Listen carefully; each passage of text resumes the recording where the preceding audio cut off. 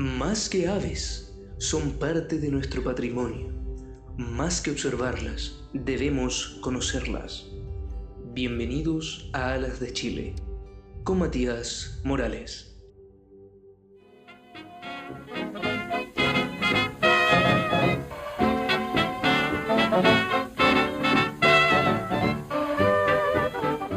Muy buenas tardes, bienvenidos a Alas de Chile.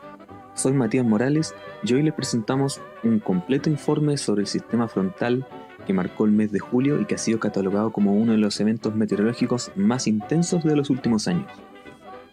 Durante 7 días consecutivos, una seguidilla de sistemas frontales alimentados por un río atmosférico afectó a 10 regiones del país.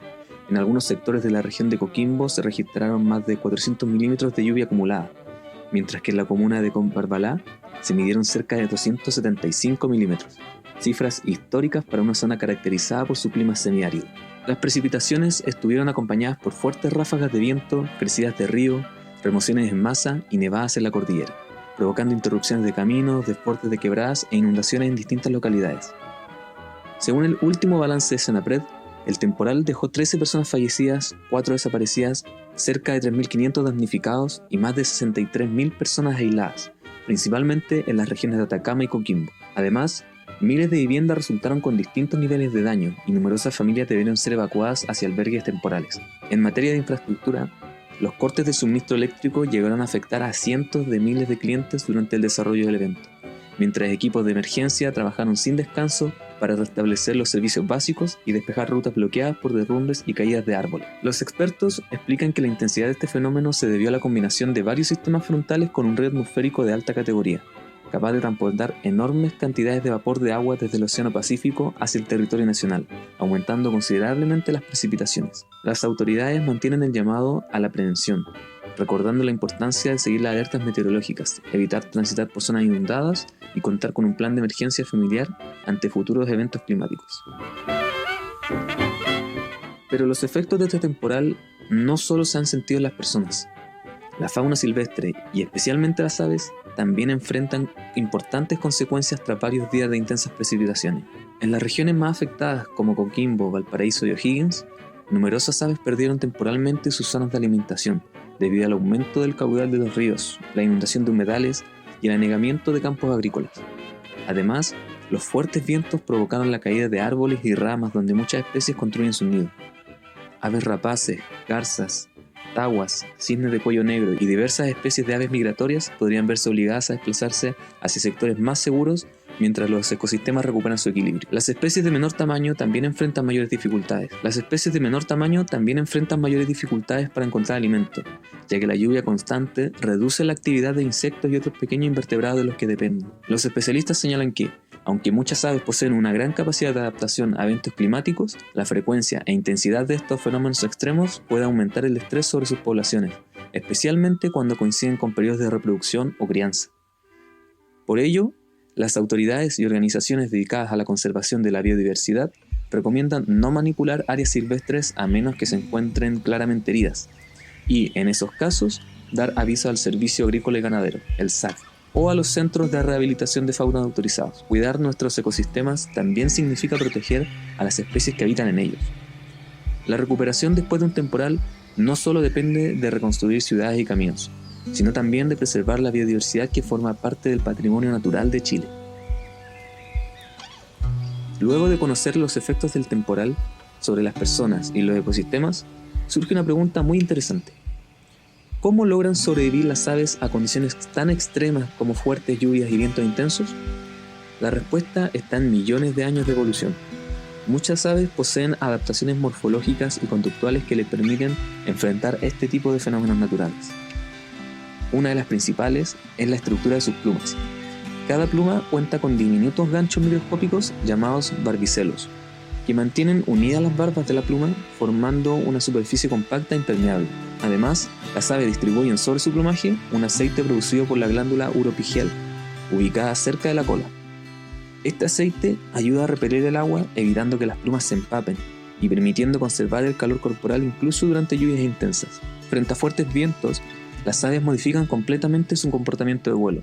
En lugar de enfrentarse directamente a las ráfagas, Buscan refugio entre árboles densos, matorrales, acantilados o construcciones naturales que disminuyen la velocidad del viento. Muchas especies incluso permanecen inmóviles durante varias horas, esperando que pase el frente de mal tiempo antes de volver a alimentarse. Su cuerpo también está diseñado para resistir a estas condiciones. Las aves poseen un esqueleto muy liviano, formado por huesos neumáticos o huecos, pero reforzado por una musculatura pectoral muy desarrollada que les permite mantener el control del vuelo cuando las condiciones lo permiten. Otra adaptación importante es su cola, que funciona como un timón. Durante un temporal, muchas especies la abren o la cierran para mejorar la estabilidad y mantener el equilibrio frente a las corrientes de aire. Del mismo modo, pueden modificar el ángulo de sus alas para reducir la resistencia al viento y evitar perder el control. Las aves marinas son un excelente ejemplo de estas adaptaciones. Especies como el albatros o el petrel aprovechan las corrientes de aire generadas por las tormentas para desplazarse con un gasto mínimo de energía, utilizando una técnica conocida como vuelo dinámico. En cambio, aves pequeñas, como los gorriones, los chincoles o diucas, prefieren mantenerse ocultas entre la vegetación hasta que las condiciones mejoren. Sin embargo, estas adaptaciones tienen un límite. Cuando los temporales son demasiado intensos o se prolongan durante varios días, las aves pueden sufrir agotamiento, hipotermia o dificultades para encontrar alimento. Los polluelos y las especies que se encuentran en época de reproducción son especialmente vulnerables, ya que los nidos pueden inundarse o ser destruidos por el viento. Por eso, los científicos consideran que el aumento en la frecuencia e intensidad de los eventos meteorológicos extremos asociados al cambio climático representan uno de los mayores desafíos para muchas especies de aves en Chile y el mundo.